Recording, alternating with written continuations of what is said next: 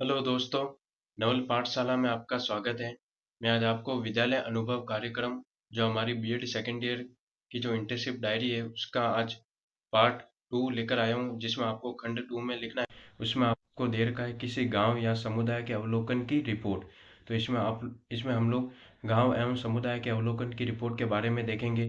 तो इसमें आपको खंड 2 में लिखना है, जिस प्रकार से मैंने लिखा है उसी प्रकार से आपको लिखना है। तो इसमें आप लोग लिखेंगे,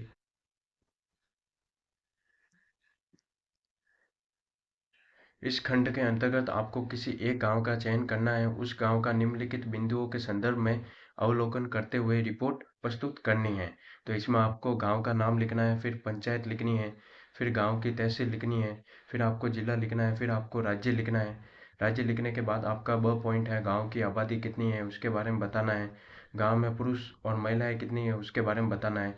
सब पॉइंट में आपको शैक्षिक स्थिति बतानी है, यानी शिक्षित परिवार कितने हैं, साक्षरता दर कितनी है, विद्यालयों की संख्या कितनी है, आंगनवाड़ी केंद्र कितने हैं, किसी एनजीओ द्वारा संचालित संख्या कितनी है, विभिन्न जातियों में जनसंख्या कितनी पाई जाती है उसके बारे में बताना है।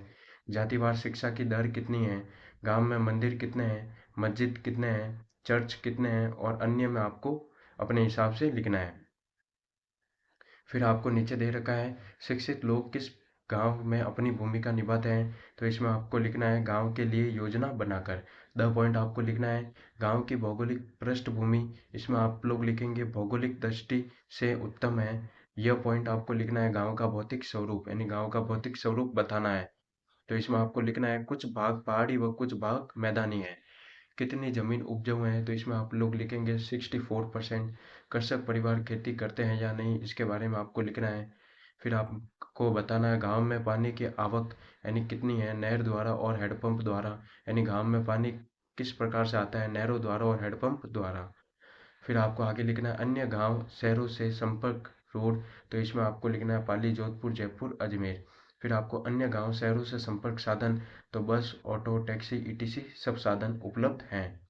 फिर आपको नीचे दे रखा है गांव का सामाजिक सांस्कृतिक स्वरूप। इसमें आप लोग लिखेंगे पहला पॉइंट बनाते हुए इसके अंतर्गत सभी समाज के लोग अपने त्योहार कैसे मनाते हैं। तो इसमें आपको लिखना है मिलजुल कर और परंपराओं से।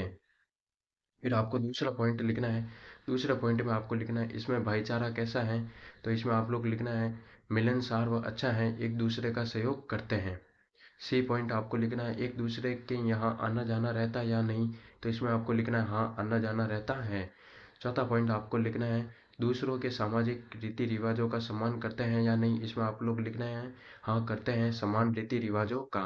पांचवा पॉइंट आपको लिखना है समाज के लोगों में अपनी संस्कृति के प्रति लगाव कितना है। तो इसमें आप लोग लिखेंगे पूरा लगाव है। तो ये आप लोग देख सकते हैं कि मैंने अपनी इंटर्नशिप डायरी किस प्रकार से फिलअप की है, यानी हमारा खंड 2 रहेगा, वो आपको किस प्रकार से फिलअप करना है इसी प्रकार से फिलअप करना है जिस प्रकार से मैंने किया है। फिर आप आगे देखेंगे, आगे आपको सिक्स्थ पॉइंट दे रखा है आधुनिकता के पीछे कितना भाग रहे हैं। तो इसमें आप लोग लिखेंगे आधुनिकता के प्रति पूरी निष्ठा भाव से काम करते हैं। फिर आपको आगे लिखना है सेवन्थ पॉइंट। इसमें आप लोग लिखेंगे आधुनिकता को अपनाने के बावजूद भी अपनी संस्कृति को अपनाए हुए हैं या नहीं। तो इसमें आप लोग लिखेंगे हाँ, अपनाए हुए हैं। आठ पॉइंट आपको लिखना है समाज में लोगों में एक दूसरे के प्रति अपनत्व भाईचारा कितना है। तो इसमें आप लोग लिखेंगे बहुत अच्छा है। फिर आपको आगे गांव की आर्थिक स्थिति के बारे में बताना है, यानी गांव की आर्थिक स्थिति क्या है इसके बारे में आप लोग बताएंगे। तो इसमें आपको पॉइंट बनाते हुए लिखना है गांव की आर्थिक स्थिति मुख्य किस पर निर्भर है, कृषि, नौकरी, मजदूरी, स्वयं के रोजगार, फैक्ट्री, घरेलू, गांव से पलायन किए हुए लोग, धन भेजते हैं। फिर आपको आगे दे रखा है गांव में केवल बुजुर्ग ही बच्चे हैं। तो इसमें आपको लिखना है अर्थात सभी बिंदुओं को ध्यान में रखते हुए यह लिखना है कि धन का आवागमन किस प्रकार चलता है और अर्थ की दृष्टि से गांव की संपन्नता कितनी है। तो इसमें आपको गांव की संपन्नता कितनी है, यानी गांव की आर्थिक स्थिति क्या है इसके बारे में आपको बताना है। तो इसमें आप लोग लिखेंगे कृषि, मजदूरी व नौकरी तथा फैक्ट्री से गांव में धन का आवागमन होता है, जिससे गांव की आर्थिक स्थिति अच्छी है। यहाँ पर खरीफ की फसल बोई जाती है। तो इसके बारे में आपको बताना है। फिर हम इससे रिलेटेड सारांश देखेंगे। सारांश में आपको लिखना है उपरोक्त सभी बिंदुओं को ध्यान में रखते हुए अपने जो अवलोकन किया उसी के आधार पर हर क्षेत्र में लिखना है। अंत में सारांश में यह लिखना है कि समग्र रूप से गांव किस रूप में एक देश का प्रतिबिंब होता है, यह किस तरह देश की माला की एक मजबूत कड़ी है और यदि कमजोर है तो उसके कारण क्या है। तो सारांश में आप लोग लिखेंगे, इसमें पॉइंट बनाते हुए लिखा गया है, विलेज का नाम को दे रखा है, फिर तहसील बता रखी है, तो इसके बारे में हम लोग लिखेंगे। तो पहला पॉइंट बनाते हैं, तो इसमें आपको लिखना है, यहाँ के लोग पढ़े लिखे तथा नौकरी पेशा हैं, परंतु अधिकांश लोग खेती पर निर्भर रहते हैं। दूसरा पॉइंट आपको लिखना है, यहाँ के पुरुष और महिलाएं फैक्ट्री नरेगा में काम करने के लिए जाते हैं। तीसरा पॉइंट आपको लिखना है, गांव में उच्च माध्यमिक स्तर तक का विद्यालय है। चौथा पॉइंट आपको लिखना है, गांव में लगभग 70% से ज़्यादा जनसंख्या शिक्षित है। फिर आपको पांचवा पॉइंट लिखना है, गांव में प्रत्येक जाति के लोग निवास करते हैं। तो आप लोग देख सकते हैं कि मैंने अपनी इंटर्नशिप वाली डायरी में किस प्रकार से सारांश और किस प्रकार से गांव की आर्थिक स्थिति को विस्तार पूर्वक बताया है। आपको इसी प्रकार से अपनी आर्थिक स्थिति को बताना है, जिस प्रकार से मैंने बताया है, यानी गांव की स्थिति के बारे में आपको डिफाइन करना है। फिर हम आगे देखेंगे, आगे आपको लिखना है, यानी आपका पांचवा पॉइंट यहाँ पे समाप्त होता है, यानी गांव में प्रत्येक जाति के लोग, यानी गांव में प्रत्येक जाति के लोग निवास करते हैं। इसके बाद हम लोग लिखेंगे सिक्स पॉइंट, गांव में चिकित्सा सुविधा अच्छी है। सिक्स पॉइंट आपको लिखना है, गांव में चिकित्सा सुविधा अच्छी है। फिर सातवां पॉइंट होगा आपका, गांव में बैंकिंग सुविधा बहुत अच्छी है, जिसमें एटीएम की सुविधा भी उपलब्ध है। फिर आपको आठवां पॉइंट लिखना है, हमारे गांव में पढ़ाई के लिए एक पुस्तकालय बना हुआ है। नौवां पॉइंट आपको लिखना है, गांव में यातायात की सुविधा बहुत अच्छी है। 10वां पॉइंट आपको लिखना है, गांव में कानून व्यवस्था के लिए पुलिस थाना भी है।